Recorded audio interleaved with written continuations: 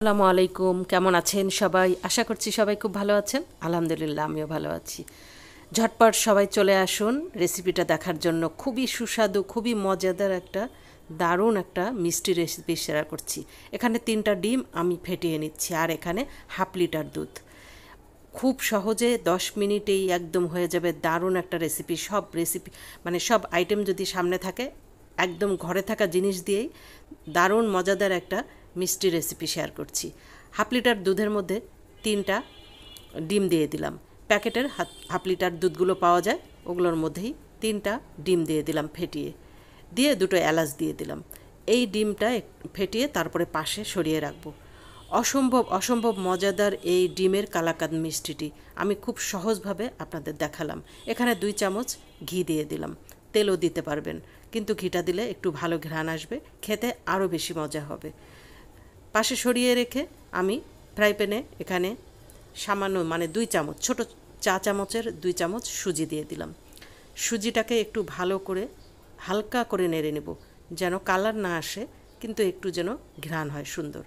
সামান্য একটু পানি দিয়ে দিলাম, তা না হলে আমি যখন ডিমের লিকুইডটা দিয়ে দিব তখন আবার দলা পেকে যাবে। এই কারণে সামান্য একটু পানি দিয়ে দিলাম সুজিটার মধ্যে। তারপরে যে লিকুইডটা আমি রেখে দিয়েছি, ওই লিকুইডটা এখানে আস্তে আস্তে করে দিয়ে দিব, কিন্তু হাতটা ভালো করে চালাতে হবে। এর মধ্যে দিয়ে দিলাম হাফ চামচ আর একটু ঘি দিয়ে ভালো করে নাড়াচাড়া করে এখন লিকুইডটা আমি ঢেলে দেব। লিকুইডটা দিবেন আর তাড়াতাড়ি করে নাড়তে হবে, তা না হলে দলা পেকে যাবে।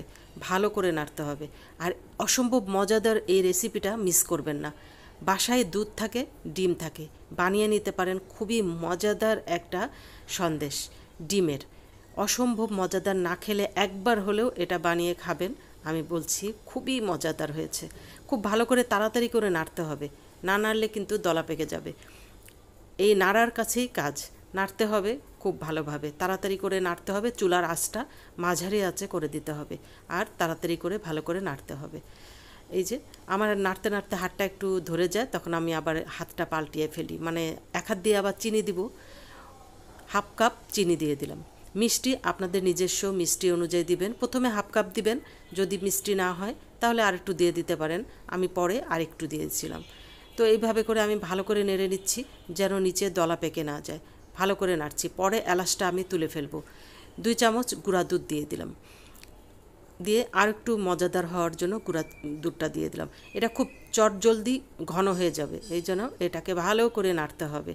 আর কে কে পুরো ভিডিওটা দেখছেন, পুরো ভিডিওটা না দেখলে কিন্তু মিষ্টিটা বানাতে পারবেন না। মাত্র 2টি উপকরণ দিয়ে, ডিমও থাকে ঘরে, দুধও থাকে ঘরে, বানিয়ে ফেলুন ঝটপট। 2 চামচ ঘি দিয়ে মাত্র।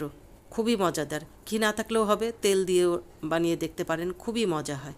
এই তো আমার আস্তে আস্তে এটা দলা পেকে যাচ্ছে। আমি কিন্তু মাঝারি আঁচে রেখেছি, পুরো আঁচে রাখলে কিন্তু সাইডে পুড়ে যাবে। একটু করে মাঝারি দিই, আবার একটু লো করে দিই। এইভাবে করে আমি ডিমের মিশ্রণটা নাড়াচাড়া করছি। এখন একটু বাড়িয়ে দিলাম, একটু থকথক করছে, আবার একটু কমিয়ে দিব। যখন দেখলাম যে একটু পাশে লেগে আসতেছে তখন কমিয়ে দেব।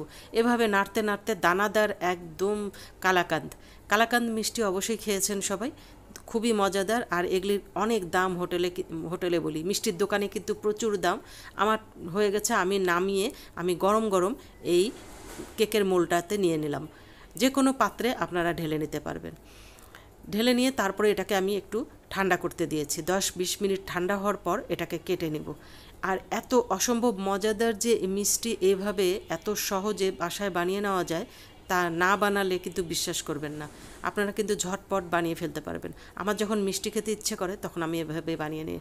এই যে দানাদার একদম খুবই সুস্বাদু, মুখে দিলেই গলে যাবে।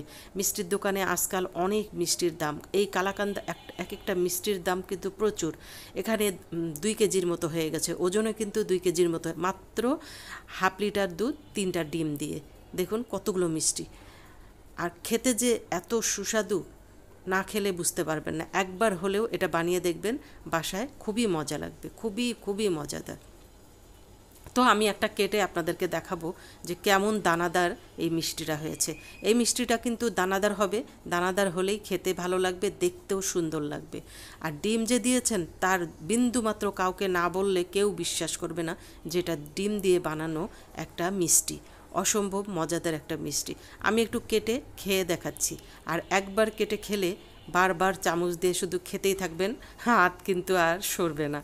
তাই একটু বেশি করেই বানাবেন বাসায় সোনামণিদের জন্য এবং নিজেরা খাওয়ার জন্য। দেখুন কতটা দানাদার হয়েছে, এত সুন্দর মজা, সফট, মুখে দিলেই একদম মিলিয়ে যাচ্ছে। আর খুবই মজাদার। আল্লাহ হাফেজ, সবাই খুব ভালো থাকবেন আর এইভাবে বানিয়ে খাবেন।